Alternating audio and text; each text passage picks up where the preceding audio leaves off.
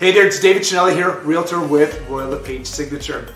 Many times people will watch like an HGTV show and they'll think, hey, I can make a crazy amount of money if I start flipping homes.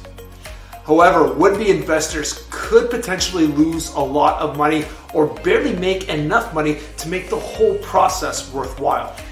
Real estate can be and usually is a sound investment if you play the long game and hold on to a property for a good number of years.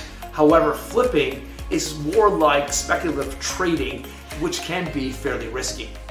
So for this Real Estate Educational Friday, here are my 3 mistakes to avoid if you want to maximize your dollar while flipping properties. The first mistake to avoid is paying too much money. I've seen this happen to builders, rookies, and even veterans. They find a property they really like, and then they get into a bidding war with other potential buyers, which drives the price up. Now again, this is fine if you are someone who we call an end user, someone who's going to move into the property and probably hold on to it, say 10 or 20 years.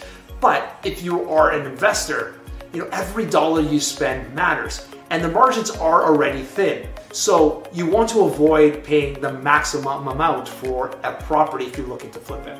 So here is my tip.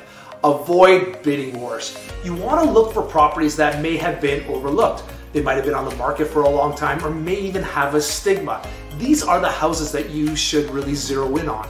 Focusing on these types of homes puts you in a better position to purchase, which now you're able to hopefully negotiate the price down, as opposed to getting in a bidding war in which the price gets driven up. Number 2, avoid picking finishes which are not consistent with the area. Before you even get started on a project, you should be doing some research to know the demographic of the type of buyers which would be willing buyers of your home. Knowing what buyers want and selecting the finishes according to their taste is paramount to maximize the amount of buyers through the home and receive the most amount of offers. Finishes and features are key. For example, a younger demographic may be more concerned with the eco footprint of the home as well as how smart it is, as opposed to an older demographic. However, if you are selling in, say, a retirement community, most buyers may not be concerned with all of those smart features, but they may be more concerned with, say, like accessibility, lower light switches, etc.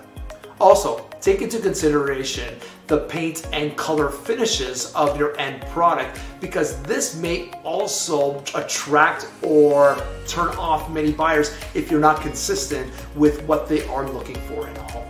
And number 3, avoid listing your property too high. Yes, your property probably is newer, and newer does sell for more money, but you can't hit the market and have your home priced for a crazy amount of money more than the last homes have sold. Maybe a little bit increase is justified, but not to the point that people are shaking their heads. There should be a slight increase if the home has the features in which the buyers are looking for. But remember, nowadays, buyers have access to all MLS information, so they are going to know when a house is grossly overpriced. If you hit the market with a home that is overpriced, chances are it will sit on the market for a very long time, and you may have to go through at least 1 or more price cuts. The longer the home stays on the market, it will also get a stigma. And at the end of the day, if you are an investor, you need to maximize the amount of money you're making. So with the home sitting on the market longer, it's going to cost you a lot of money just to keep the home up and running, which will also eat into your profits. Then once you do receive an offer because of the stigma, chances are that offer may be less than if you would have hit the market at the right price many months ago. So before a shovel hits the ground, you should already have an idea of what the home is going to sell for when it is finished. Have a budget set up for the home and stick within that budget. This is the best way for you to maximize the amount of money you can earn when flipping homes. Well, I hope you enjoyed this session of Real Estate Educational Fridays. If you have any questions for me, or you have a topic you wish for me to discuss in next Real Estate Educational Friday, you can always call or text me at 416-876-9998 or email me at dchinelli@royallepage.ca. Have a great day. Bye for now.